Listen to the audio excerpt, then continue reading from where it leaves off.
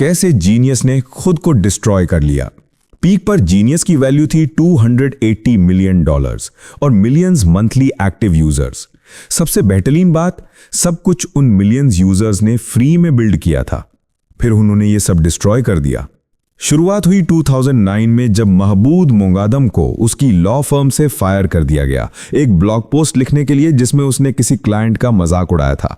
वो अपने दोस्त इलान के अपार्टमेंट के फ्लोर पर सो रहा था और इलान के रूममेट टॉम को कैमरॉन के लिरिक्स एक्सप्लेन कर रहा था। टॉम को रैप में इंटरेस्ट नहीं था, लेकिन उसे प्रोग्रामिंग आती थी, तो उसने 6 घंटे में एक वेबसाइट बना दी जिसका नाम था रैप एक्जेजेसिस, जहां लोग सॉन्ग लिरिक्स को एनोटेट कर सकते थे। अब एनोटेशन का मतलब क्या है? देखिए, जब आप कोई रैप लिरिक पढ़ रहे हो और आपको कुछ समझ नहीं आ रहा, जैसे जब जेजी कहता है I got 99 problems but a bitch ain't one. Annotating का मतलब है आप उस लाइन को हाईलाइट करते हो और एक्सप्लेनेशन लिखते हो। आप स्लैंग एक्सप्लेन करते हो, cultural references, double meanings, word play. ये स्मार्ट फुटनोट्स ऐड करने जैसा है जो हर कोई पढ़ सकता है और कंट्रीब्यूट कर सकता है। तो सिर्फ लिरिक्स देखने की जगह आप किसी भी लाइन पर क्लिक करो और एग्जैक्टली देखो कि आर्टिस्ट का मतलब क्या था। यही रैप जीनियस लोगों को करने देता था। और ये जीनियस था क्योंकि यूजर्स ने सब कुछ किया। उन्होंने लिरिक्स ट्रांसक्राइब किए, उन्होंने एनोटेशंस लिखे, उन्होंने फोरम्स मॉडरेट किए, उन्होंने पूरी साइट फ्री में बिल्ड की क्योंकि उन्हें यह पसंद था। उन्होंने इसे रीनेम करके रैप जीनियस कर दिया क्योंकि कोई भी रैप एक्जेजेसिस नाम की साइट यूज नहीं करने वाला था। 2011 तक उनके 1 मिलियन से ज्यादा मंथली विजिटर्स थे और उन्होंने $1.8 मिलियन सीड फंडिंग रेज की। 2012 में venture capital firm Anderson Horowitz ने 15 मिलियन इन्वेस्ट किए। कहा कि यह उनके द्वारा फंड की गई सबसे इंपॉर्टेंट चीजों में से एक है। साइट एक्सप्लोड हो गई, 10 मिलियन मंथली यूजर्स। लेकिन 2013 उनकी पीक भी थी और एंड की शुरुआत भी। महबूद को नास और मार्क ज़करबर्ग के साथ बेन हॉरोविट्स के घर डिनर के लिए इनवाइट किया गया। ज़करबर्ग ने स्पेसिफिकली बोला कि फोटोज मत लेना। महबूद ने वैसे भी फोटो ले ली और इंस्टाग्राम पे पोस्ट कर दी। ज़करबर्ग ने डिमांड किया कि वो डिलीट करे और अपोलोजाइज करे। इसके बारे में एक इंटरव्यू के दौरान महबूद ने ज़करबर्ग को बोला कि सक हिज लॉन्ग। बाद में उसने वॉरेन बफेट को भी सेम चीज ट्वीट की। जेजी ने शेड्यूल मीटिंग कैंसिल कर दी इसकी वजह से।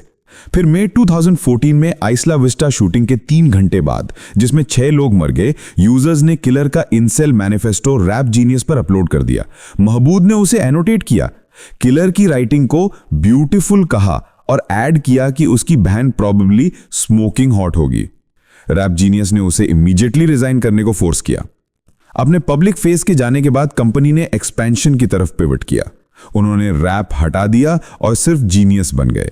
उन्होंने लॉन्च किया fashion genius, take genius, screen genius, history genius, sports genius, pop genius, यहां तक कि लॉ जीनियस, जहां आप IRS फॉर्म्स को एनोटेट कर सकते थे। उन्होंने सीरीज बी फंडिंग में $40 मिलियन रेज किए, लेकिन उन्होंने उस कम्युनिटी को कंप्लीटली निग्लेक्ट कर दिया जिसने उन्हें बिल्ड किया था। फोरम्स अभी भी गार्बेज जैसे दिखते थे, सालों से कोई अपडेट्स नहीं। यूजर्स बेसिक फीचर्स के लिए बेग कर रहे थे।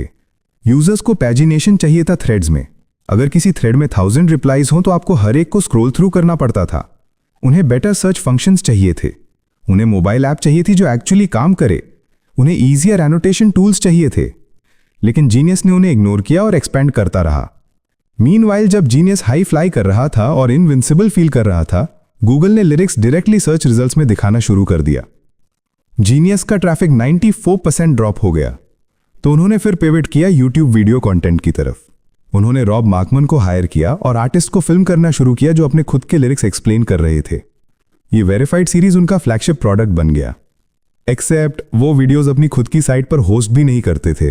वो कम्युनिटी जिसने सब कुछ बिल्ड किया था, वो कम्युनिटी जो सालों से फ्री में लिरिक्स ट्रांसक्राइब और एनोटेट कर रही थी, कंप्लीटली अबैंडन्ड फील कर रही थी। 2019 में जीनियस ने गूगल पर $50 मिलियन का लॉ सूट किया।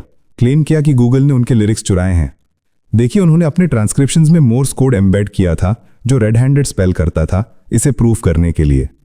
और गूगल पकड़ा गया रेड हैंडेड क्योंकि गूगल जीनियस का काम कॉपी पीस्ट कर रहा था। गूगल सर्च रिजल्ट से 90% से ज्यादा ट्रैफिक लूज करने के बाद जीनियस को एक उम्मीद की किरण दिखी कि वो इस लॉसूट जीतने के बाद शायद ट्रैफिक वापस पा ले, लेकिन कोर्ट्स ने लॉसूट डिसमिस कर दिया।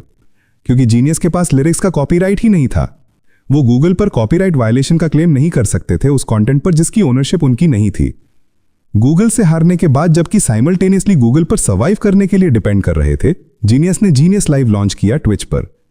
आइडिया यह था कि व्यूअर्स पैसे देंगे आर्टिस्ट से लाइव परफॉर्मेंसेस के दौरान सवाल पूछने के लिए। यह कंप्लीट फेलियर रहा। कोई भी $100 पे नहीं करना चाहता था विज खलीफा से पूछने के लिए कि उसका फेवरेट सीरियल कौन सा है। सितंबर 2021 में $79 मिलियन में से $500,000 से भी कम बचे होने के साथ को फाउंडर टॉम लेमन ने एक ऑल स्टाफ जूम मीटिंग की। जीनियस को होल्डिंग कंपनी मीडिया लैब को $80 मिलियन में बेच दिया गया था। एम्प्लॉय स्टॉक ऑप्शंस अब वर्थलेस थे।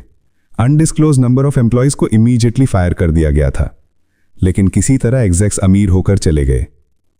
टॉम लेमन को मिले $13 मिलियन, इलान ज़ैखुरी को मिले $8 मिलियन, 4 और नेम्ड अननेम्ड एग्जेक्स को $multi-million पे आउट्स मिले। रॉब मार्कमन को मिले $600,000। रेगुलर एम्प्लॉयज को कुछ नहीं मिला। आज जीनियस सिर्फ इसलिए सर्वाइव करता है क्योंकि उनकी वेरीफाइड वीडियो सीरीज है, लेकिन फोरम्स मर चुके हैं, कम्युनिटी गायब हो गई है।